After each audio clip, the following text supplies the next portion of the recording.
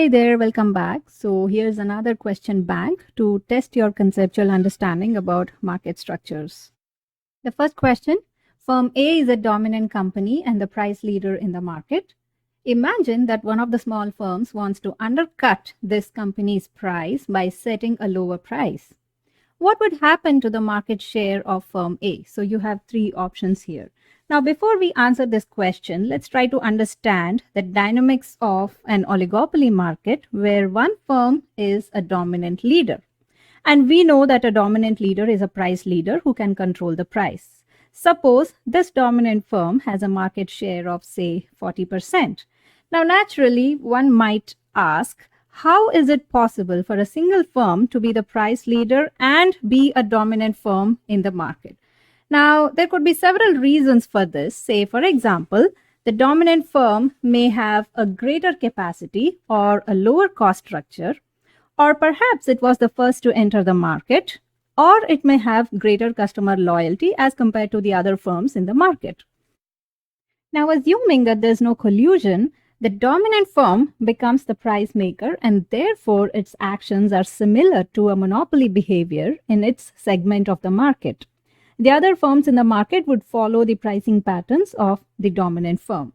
Now, given this situation, let's come back to this question. What will happen if one of the price followers attempts to gain market share by undercutting the dominant firm's price? The most common explanation is that because the dominant firm's supremacy often arises from a lower cost of production, it becomes inevitable for the price followers to charge a price that could sometimes be even higher than the dominant firm's price. If they attempt to undercut the dominant firm, the followers risk a price war with a lower cost producer, and this can even threaten their survival in the market. And as the smaller firms exit the market share of the dominant firm increases. So this is the answer to the question. So let's try to go a little bit deeper and try to understand the supply analysis of the dominant firm. So here is my quantity on the x-axis and dollar per unit on the y-axis. This is the market demand curve. Let me call it as dt. And this is the demand curve for the dominant firm, which is slightly lower than the market demand curve. Let me call it as DL. Now, here's a question for you. Why is DL lower than the market demand curve? This is because the dominant firm cannot produce the entire quantity demanded by the market. So, in other words, what I mean to say is DL is equal to the total quantity demanded by the market minus the quantity supplied by the smaller firms.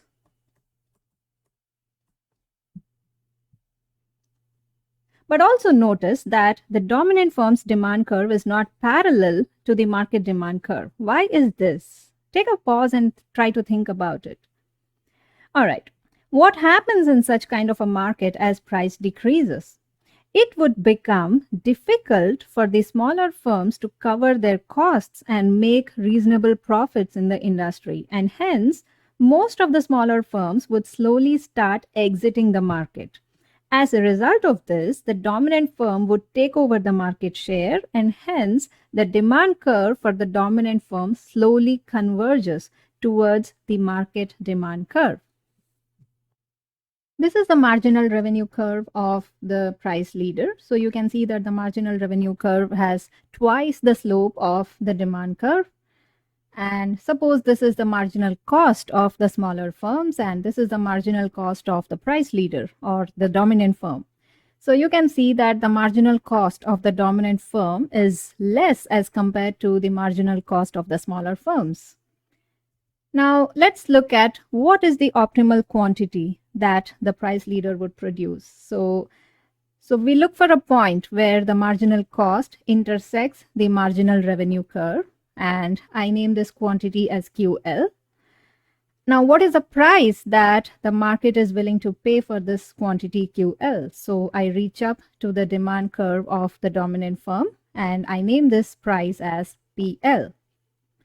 Now, given this what is the total quantity that is demanded by the market for this price PL? So we can see that PL is the price set by the dominant firm, and at this price, the quantity demanded is, say, QT, that is the total quantity. So out of QT, QL is the quantity supplied by the dominant firm, and the rest of it is supplied by the smaller firms. So the difference between QT and QL, let me call that as QF.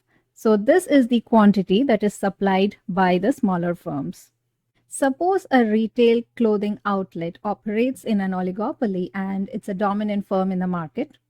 This firm is followed by two smaller firms. So which of the following statements are true? So the first statement is, the price leader's profit maximizing price is based on the proportion of its demand of the total demand function. In order to find the profit maximizing price, you need to find the profit maximizing output, which is nothing but the point of intersection between the marginal revenue curve and the marginal cost curves. And basically, this quantity is nothing but it is the difference between the total quantity demanded by the market minus the quantity supplied by the smaller firms that we just now saw. So option A seems to be correct. The price leader's profit maximizing price is based on the proportion of its demand of the total demand function. The second statement, the profit leader's profit maximizing output is where the marginal revenue equals the marginal cost, not the average cost. So this option doesn't hold good.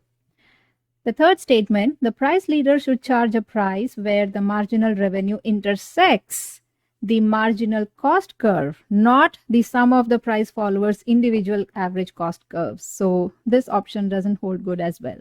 The next question, over a long period of time, the market share of the dominant company in an oligopoly market will most likely, will it increase, decrease, or remain the same? So over a longer period of time, especially because the dominant firm enjoys a lot of profits in the industry, there is a chance for new entrants to enter into the market, especially the ones who are successful in withstanding the barriers to entry. So as a result, over the long run, the market share of the dominant company would slightly decrease. So option B is the correct answer. The following table contains information about 4 different firms and its respective market shares in the chemicals industry. What is the Herfindahl index of these firms in the industry? So you have 4 different firms and their respective market shares, and you want to find the Herfindahl index. So how do I calculate Herfindahl index? So Herfindahl index is equal to, let me take the square of all of these market shares. So this would be equal to 0.35 square plus 0.20 square plus 0.17 square plus 0.11 square. And this would be equal to 0.2035. Moving on to the next one. When price of one good increases, demand for the other good decreases. So these goods are, you have 3 different options: inferior goods with negative income elasticity, substitutes, or complements. So here we are talking about 2 different goods. So let me put this as good X and good Y. So in this case, for good X, when price increases, what happens to the demand? Naturally, as per the law of demand, the quantity demanded would decrease for this. Now, when we talk about good Y, what is given is the quantity demanded decreases. So in this case, the quantity demanded decreases. So what does this suggest? This can happen only in case of complements, and we saw that the cross price elasticity of demand is negative for complements. That's because in case of complements, price and demand for the complementary good move in opposite direction. So option C is the correct answer. Which is not correct in case of perfectly competitive markets? So option A, price elasticity of demand is always negative. Price elasticity of demand is always negative except in cases of Giffen goods and Veblen goods. So this definitely holds good for perfectly competitive markets as well. The second option, price elasticity is lower because there are many close substitutes. Option B, price elasticity is lower because there are many close substitutes. Now, when there are many close substitutes, then the quantity demanded is highly sensitive to price. So, in fact, price elasticity should be higher and not lower. The third option, price elasticity increases as we move up the demand curve. So in case of perfectly competitive market, we have a horizontal demand curve. So this option does not hold good for perfectly competitive markets. Collusion may not be successful when you have three different options. Products are homogeneous and standardized. Firms have similar cost structures. And there are some firms which enjoy a better cost advantage and the threat of retaliation is not severe. Now let's look at these options one by one. When the products are homogeneous and standardized, it makes more sense for the firms to enter into a collusive agreement because otherwise it might result into a price war. The second option, firms have similar cost structures. So when firms have similar cost structures, it again makes a lot of sense to enter into collusion. Thirdly, some firms enjoy better cost advantage. So when some firms have a better cost structure, a better cost advantage, then it would definitely want to make use of the cost advantage and try to earn higher profits. And especially when the threat of retaliation is not there, it doesn't make any sense for the firm to enter into any kind of collusion. So option C is the correct answer. Collusion is not successful when some firms have better cost advantage. The next question, compared to the demand curve, the slope of the marginal revenue curve is. So we know that the marginal revenue curve has twice the slope of the demand curve. So definitely the slope of the marginal revenue curve has to be greater than that of the demand curve. The price elasticity in an oligopoly market is, you have four different options. So before we look at the options, let's try to understand the price elasticity in an oligopoly market. So we know that the demand in an oligopoly market is in the form of a kinked demand curve, as you can see here. So what happens according to the kinked demand curve model? So suppose P1 is the equilibrium price, and when there is an increase in price, when the price increases beyond P1, what happens to the quantity demanded? The quantity demanded decreases, but at a much faster rate. So from A to O, the demand is highly elastic in nature.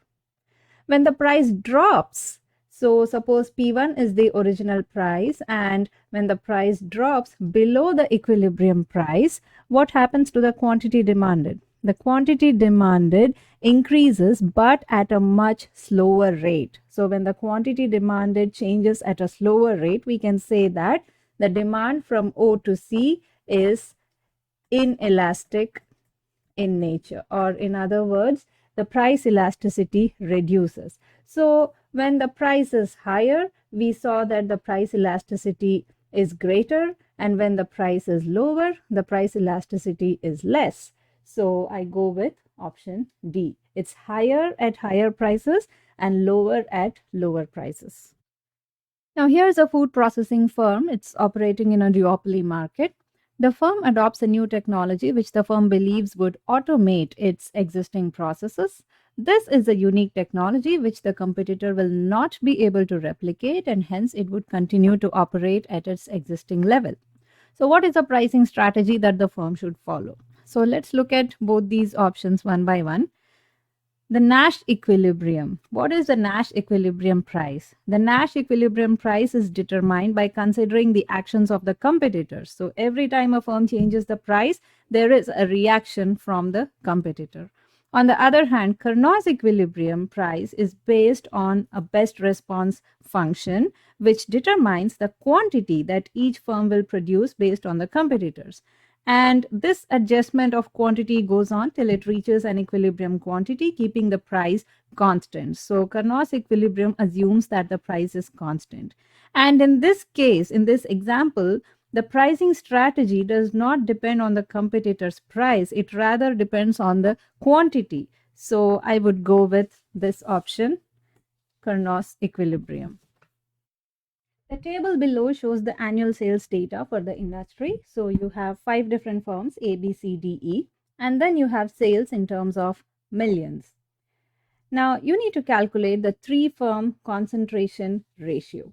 So let me first identify the top 3 producers. But before I do that, I need to calculate my total sales volume. So when I add all of these, it's close to $375. Okay. And then I need to identify the top 3 producers. The top 3 producers would be firm D, and then I have firm E, and then firm A. So let me calculate the respective market shares of each of these. So let me put this here, market shares. How do I calculate the market shares? So for firm A, it's going to be 45 divided by the total sales, that is 375. So this would give me around 12%. In case of company D, in case of firm D, the market share is going to be 120 by 375.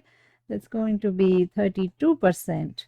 And finally, for E, this is 80 divided by 375, which gives me 21.33%. So the 3-firm concentration ratio, 3-firm concentration ratio is going to be 12% plus 32% plus 21.33%, which gives me 65.33%. When compared to perfectly competitive markets in equilibrium, monopoly markets you have 4 different options. Now, in a perfectly competitive market, the products are homogeneous and they have very close substitutes in the market. And also, the low barriers to entry generally causes the level of output to be very high, which lowers down the prices. But on the other hand, what happens in case of a monopoly? It's a non-competitive market, and products are differentiated either due to superior technology or due to promotional activities. So this means that generally the equilibrium output levels would be considerably low, causing the prices to be very high. So I would go with option B, higher prices and lower levels of output, option D. Compared to the overall market conditions, the demand curve for the firm in a perfectly competitive market is you have 4 different options. Now, you need to be very, very clear here. There's a difference between the market demand curve and the demand curve for the firm. When we talk about the market demand curve can be downward sloping, indicating that consumers are willing to buy more when there is a decline in the price. But for a firm operating in a perfectly competitive market, the demand curve is horizontal, indicating that the firm cannot change its price. So in this question, we are talking about the demand curve for a firm. So the demand curve for a firm is horizontal in case of perfectly competitive markets. Calculate the 2-firm Herfindahl index for the following distribution of companies in the industry. So let me first identify the top 2 firms. So I have firm A and firm B. And then I calculate the total market share. So the total market is worth, so just have to add up all of these. So it is 100,000. And then I calculate the individual market share. So in case of firm A, this is 55%. And in case of firm B, this is 25%. So my 2-firm Herfindahl index, 2-firm Herfindahl index is going to be 0.55 square plus 0.25 square, which is close to 0.37. Broadband Company is one of the few internet service providers in a small town in India. The company differentiates itself as being a high-speed provider with economical plans. So how is the demand curve for this firm? So let us first try to understand the market in which this firm operates. So it's one of the few internet service providers which indicates that it could be either an oligopoly or it could be operating under monopolistic competition. But we also know that in this case, the company differentiates itself because it has better and more cost effective plans. So we can consider this as a case of monopolistic competition because there is product differentiation. And how is the demand curve in case of monopolistic competition? It's definitely not horizontal or vertical. So it is linear and downward sloping. The next question, for this firm, the marginal revenue will most likely be. We know that the marginal revenue curve always has twice the slope of the demand curve. So the marginal revenue curve is twice as steep as the demand curve. Firm Organics Limited operates in the organic groceries sector, which is an emerging market. The company identifies that there are several firms selling organic groceries in this sector. So, this firm has a relatively small market share and close substitutes for its product. So, how is the demand curve for this firm going to be? Now, there are so many characteristics given here. So, let's try to understand these characteristics. Number one, it's an emerging market. So, obviously, there are low barriers to entry and it would attract a lot of new entrants. Secondly, this firm has a relatively small market share, which indicates that there are many players in the market.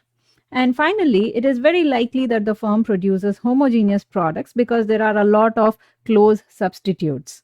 So, this is clearly the case of perfect competition. And for the firm, at the firm level, in case of perfect competition, the demand curve is horizontal. But when we talk about the entire industry as a whole, the demand curve should be downward sloping. So, in this case, for the industry, the demand curve is downward sloping. What is the primary difference between price elasticity and income elasticity in terms of movements in the demand curve?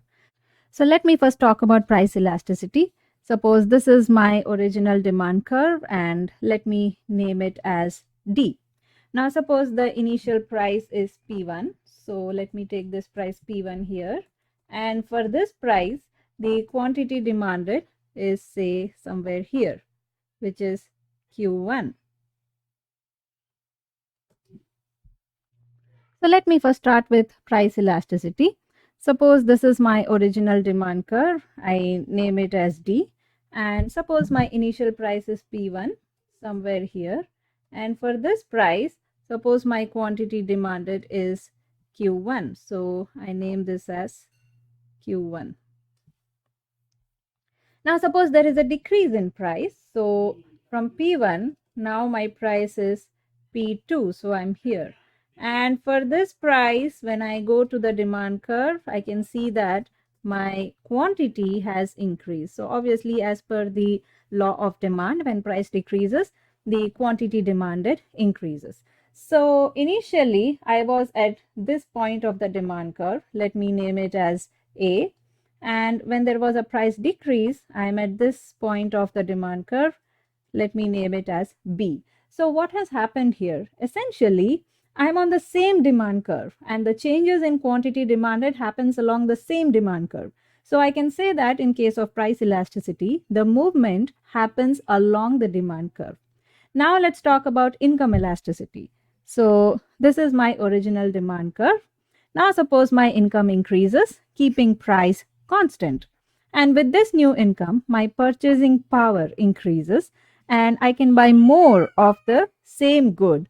So my budget line also shifts outward, and as a result, the demand curve also shifts outward.